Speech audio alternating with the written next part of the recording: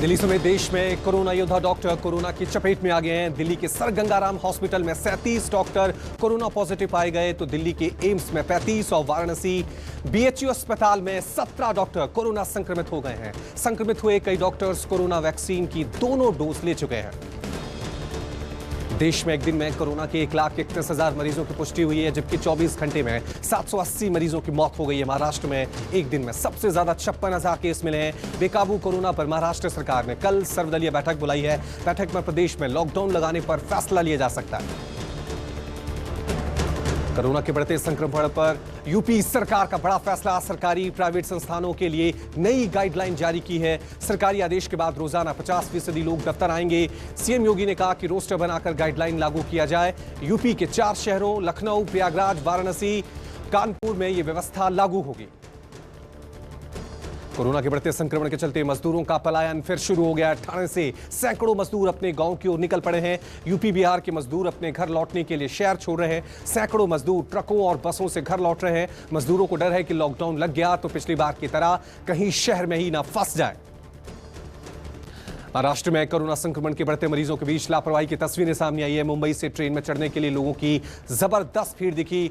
मुंबई के लोकमान्य तिलक टर्मिनल में ट्रेन पर चढ़ने के लिए लोगों ने सारे नियम कानून तोड़ दिए। बिना किसी सोशल डिस्टेंसिंग के लोग ट्रेन में सवार होते दिखे। कोरोना संक्रमण के बीच प्रशासन बेखबर है। रेलवे ने कहा कि बिना मास्क के रेलवे परिसर में देखा गया तो 500 रुपए का चालान होगा।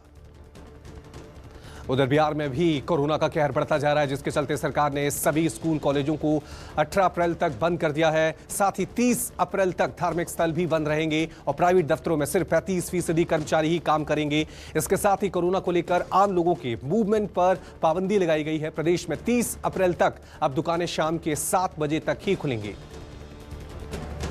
राजधानी दिल्ली में तमाम कोशिशों के बावजूद कोरोना के केस तेजी से बढ़ रहे हैं, जिसके चलते सरकार ने सभी स्कूलों को बंद करने का आदेश जारी किया है। साथ ही दिल्ली में 17 अप्रैल तक नाइट कर्फ्यू भी लागू है।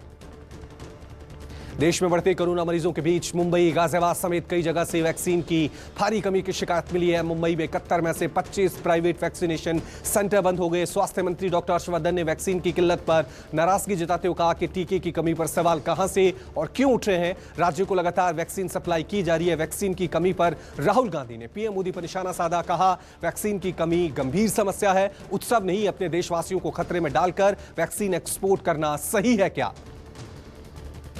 पश्चिम बंगाल में चौथे चरण के लिए कल वोट डाले जाएंगे। चुनाव में कई हाई प्रोफाइल हस्तियों की किस्मत दांव पर है। चौथे चरण में पश्चिम बंगाल में 5 जिलों के 44 विधानसभा सीटों पर मतदान होगा। चौथे चरण के चुनाव में जनता 373 उम्मीदवारों के भविष्य पर फैसला करेगी।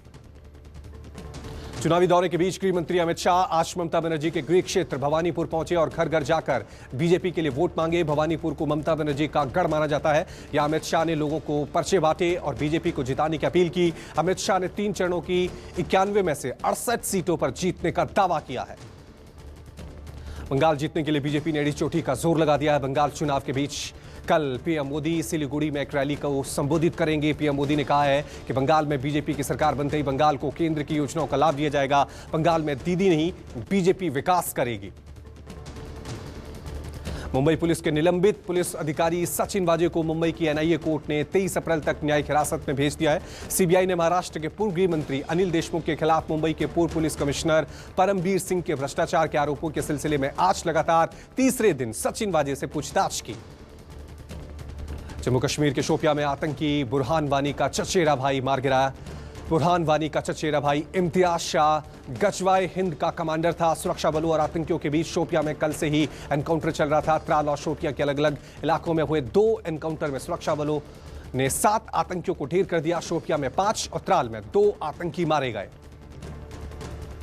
असम में चुनाव नतीजों से पहले कांग्रेस को दल बदल का डर सता रहा है। असम में सरकार बनाने की उम्मीदों के बीच कांग्रेस ने चुनाव लड़ रहे अपने समर्थक दल के प्रत्याशियों को राजस्थान के जयपुर शिफ्ट कर दिया है। असम में चुनाव लड़ने वाले बजरुद्दीन अजमल की all India United democratic front के 20 विधानसभा प्रत्याशियों को जयपुर लाकर एक बड़े होटल में कड़ी सुरक्षा के बीच रखा गया है। भारत और चीन की सेना के बीच 11वें दौर की बैठक जारी है। मीटिंग में हॉट स्प्रिंग और डेप्सोंग पर तनाव कम करने की बात किए जाने की संभावना है। बैठक पूर्वी लद्दाख के चुशूल में हो रही है। भारत की ओर से कमांडर लेफ्टिनेंट जनरल पीजी के मेनन शामिल है। इस बार की बैठक में दोनों सेनाओं का मुद्दा विवादित इलाकों से सैनिकों की वापसी का है। यूपी के बिजनौर में पटाखा बनाने की फैक्ट्री में जोरदार ब्लास्ट हो गया। हादसे में 5 लोगों की मौत हो गई। ब्लास्ट की खबर मिलते ही पुलिस मौके पर पहुंची और फैक्ट्री मालिक को गिरफ्तार कर लिया गया। मृतकों के परिवार में मातम पसरा हुआ है। यूपी के हाथरस में लाइव फायरिंग का वीडियो सामने आया। पैसों के लेन देन को लेकर 2 गुटों के बीच मारपीट और फायरिंग की गई। वीडियो सामने आने के बाद हड़कंप मच गया। हालांकि पुलिस ने इस मामले में केस दर्ज कर लिया है। पुलिस मामले की जांच कर रही है। अहमदाबाद के कृष्णनगर इलाके में एक स्कूल में भीषण आग लगने से हड़कंप मचा। कई लोग आग में फंस गए। फायर ब्रिगेड की टीम ने आनन फानन लोगों को आग से सुरक्षित बाहर निकाल लिया। दमकल की करीब 10 गाड़ियों ने कड़ी मशक्कत के बाद आग पर काबू पाया। आग इतनी भयानक थी कि दूर दूर तक लपटें देखी गई।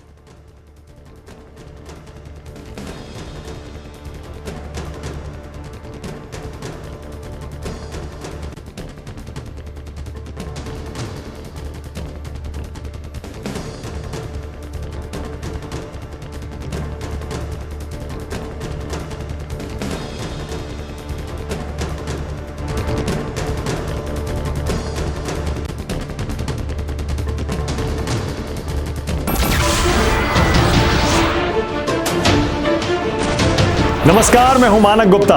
अगर आपको हमारा ये वीडियो पसंद आया हो तो इसे लाइक और शेयर जरूर करें और हां, हमें सब्सक्राइब और फॉलो करना ना भूलें ताकि आप देश और दुनिया की कोई खबर मिस ना करें। तो जुड़े रहिए हमारे साथ और देखते रहिए न्यूज़ 24।